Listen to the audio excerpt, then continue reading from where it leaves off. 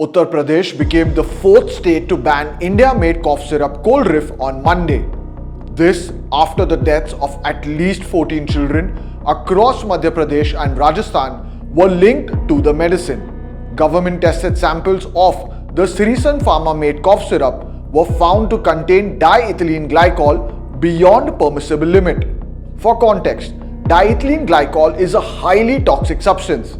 It is used as an industrial solvent as well as in antifreeze, brake fluids, cosmetics, lubricants and other commercially available products. Some reports suggest that the cough syrup contained 48.6% of DEG by volume. Madhya Pradesh responded with a ban on the sale and distribution of Coldrif. It was soon followed by Tamil Nadu, Kerala and now Uttar Pradesh.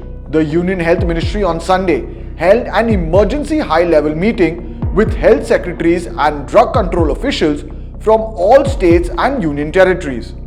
The committee has decided on stricter oversight of drug manufacturing units, ensuring rational usage and prescription practices, along with toughening regulation to prevent sale and misuse. Director General of Health Services, Dr. Sunita Sharma, even warned against using cough medications to treat children.